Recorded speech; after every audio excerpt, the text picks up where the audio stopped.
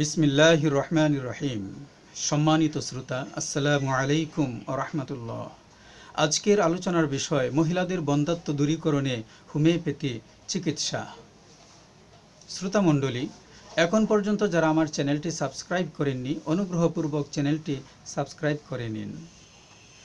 ভিডিওর নিচের দিকে ডান পাশে লাল কালিতে লেখা সাবস্ক্রাইব অপশনে প্রেস করুন এবং পাশের বেল আইকনটিতে প্রেস করে নিন। এতে করে আমার আপডেটগুলো সাথে সাথে পেয়ে যাবেন। আর যারা ইতিমধ্যে চ্যানেলটি সাবস্ক্রাইব করে রেখেছেন তাদেরকে অসংখ্য ধন্যবাদ। শ্রোতামণ্ডলী, চলুন মূল আলোচনায় প্রবেশ করি। মহিলাদের বন্ধ্যাত্ব সাধারণত হয়ে থাকে যোনি, জরায়ু এবং ডিম্বাশয়ের কোনো গোলযোগের কারণে। তাছাড়াও রয়েছে অতিরিক্ত সাদাস্রাব এবং রজস্রাব। সম্মানিত শ্রোতা, মহিলাদের বন্ধ্যাত্ব দূরীকরণে হোমিওপ্যাথিক ট্রিটমেন্টের কমন ওষুধ হল কোনিয়াম পাওয়ার 200। ওষুধটি হোমিওপ্যাথিক ফার্মেসি থেকে 5 ml শিশিতে সংগ্রহ করবেন এবং 3 ফোঁটা মাত্রায় দিনে 3 বার সেবন করবে। সকালে ঘুম থেকে উঠেই মুখ পরিষ্কার করে খালি পেটে আগে ওষুধটি সেবন করবে, অতঃপর বেলা 12টায় এবং সন্ধ্যায় ওষুধটি সেবন করবে। আরেকটি ডাইলুশন ওষুধ হলো অরাম মিউর নেট পাওয়ার 200 5 ml শিশিতে সংগ্রহ করবেন এবং এটিও দিনে 3 বেলা সেবন করবে 3 ফোঁটা করে, সকালে ঘুম থেকে উঠে বেলা 12টায় এবং সন্ধ্যায়। এরপর হোমিওপ্যাথিক একটি মিক্স ওষুধের কথা বলছি। এই মিক্সটি তৈরি করতে 4টি ওষুধের প্রয়োজন হয়। 1. এলেট্রিয়াস mother. 2. Ashwagandha mother. 3. সেবাল সেরুলেটা mother. 4. Sepia mother. এই 4টি ওষুধ 1 আউন্স করে সংগ্রহ করবেন হোমিওপ্যাথিক ফার্মেসি থেকে। 1 আউন্স করে 4টি ওষুধ সংগ্রহ করবেন এবং একটি বড় শিশিতে এই ওষুধগুলো ঢেলে দিবেন। এরপর 10টি ঝাঁকি দিবেন। তারপর সেখান থেকে 30 ফোঁটা করে রোজ 3 বেলা সেবন করতে হবে। সকাল, দুপুর, রাত খাবার খাওয়ার আধা ঘন্টা পর 5 চামচ পানিতে 30 ফোঁটা ওষুধ মিশিয়ে সেবন করবেন।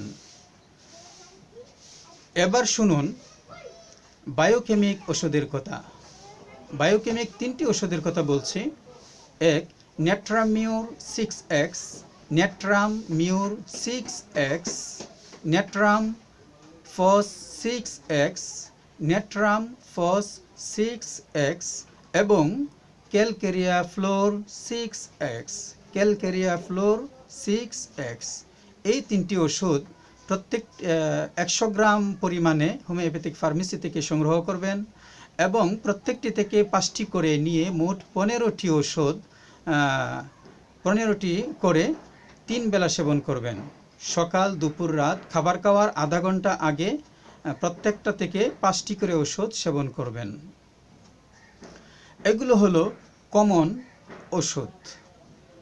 এছাড়াও যদি রোগীর অন্য কোনো সিমটম থাকে তাহলে ওষুধে নতুন কিছু ওষুধ অ্যাড করতে হবে। যেমন যদি কোনো মহিলার অতিরিক্ত সাদাস্রাবের সমস্যা থাকে, সেক্ষেত্রে এই মহিলা যদি হ্যাংলা, পাতলা এবং ভয় কাতুরে হয় তাহলে বোরাক্স সেবন করতে হবে। বোরাক্স পাওয়ার 200 5 ml সংগ্রহ করবেন হোমিওপ্যাথি ফার্মেসি থেকে এবং এই ওষুধটা 3 ফোঁটা মাত্রায় দিনে 3 বেলা সেবন করাবেন, সকাল, বেলা 12টা এবং সন্ধ্যায়। আর যদি মহিলা হ্যাংলা, পাতলা এবং ভয় কাতুরে না হন তাহলে কোলোফাইলাম 200 পাওয়ার সংগ্রহ করতে হবে। কোলোফাইলাম 200 পাওয়ার হোমিওপ্যাথিক ফার্মেসি থেকে 5 ml সংগ্রহ করবেন এবং এটি 3 ফোঁটা মাত্রায় দিনে 3 বেলা সেবন করবেন। সম্মানিত শ্রোতা, যদি মহিলার অতিরিক্ত রজস্রাব হয়, মাসে 2 বার মাসিক হয়ে যায় এবং ব্লাডের পরিমাণ খুব বেশি হয়, সেক্ষেত্রে তাকে হেলোনিয়াস মাদার ওষুধটি সেবন করতে হবে। হেলোনিয়াস মাদার ওষুধটি 100 ml হোমিওপ্যাথিক ফার্মেসি থেকে সংগ্রহ করবেন এবং 10 ফোঁটা মাত্রায় দিনে 3 বেলা খেতে হবে। সকাল, দুপুর, রাত খাবার খাওয়ার আধা ঘন্টা পরে 3 চামচ পানিতে 10 ফোঁটা ঔষধ মিলিয়ে খাবেন। শ্রোতামণ্ডলী, এই ওষুধগুলো একটানা 3 মাস সেবন করতে হবে। যদি এর মধ্যে গর্ভসঞ্চার হয় তাহলে সাথে সাথে ওষুধগুলো সেবন বন্ধ রাখতে হবে, অন্যথায় একটানা 3 মাস ওষুধ সেবন করতে হবে। এরপর যদি কাঙ্ক্ষিত ফল লাভ হয়, ঈপ্সিত ফল লাভ হয় তাহলে খুব ভালো। আর যদি কাঙ্ক্ষিত ফল পাওয়া না যায় তাহলে অবশ্যই একজন অভিজ্ঞ ডাক্তারের শরণাপন্ন হতে হবে। শ্রোতামণ্ডলী, মনে রাখবেন, এতক্ষণ আমরা যে ওষুধের কথা আলোচনা করলাম এগুলো হলো কমন ওষুধ, মহিলার বন্ধ্যাত্বের কমন ওষুধ।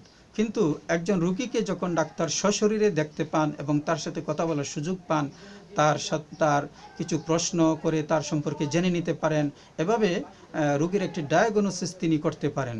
সেক্ষেত্রে যে ওষুধগুলোর কথা বলা হলো তার সাথে নতুন কোনো ওষুধ অ্যাড হতে পারে বা এখান থেকে কোনো একটি ওষুধের বদলে অন্য আরেকটি ওষুধ দেওয়া হতে পারে। এছাড়াও মাত্রার বিষয় তো রয়েছেই। যে মাত্রার কথা এখন আমরা বললাম সেখানে আরও মাত্রা কমিয়ে আনা হতে পারে বা মাত্রা বৃদ্ধি করা হতে পারে ইত্যাদি। তো যাই হোক, আমরা আশা করব আল্লাহ তাআলা আপনাকে প্রত্যেক দম্পতিকে সন্তান ধারা সৌন্দর্যমণ্ডিত করুন এবং সুখী করুন, এই আশাবাদ ব্যক্ত করে শেষ করছি। শ্রোতামণ্ডলী, যদি ভিডিওটি আপনাদের কাছে ভালো লেগে থাকে তাহলে একটি লাইক দিন এবং প্রিয়জনকে শেয়ার করে দিন, এতে করে কারো না কারো উপকারে আসতে পারে। তাহলে আজ এ পর্যন্তই, সকলকে ধন্যবাদ।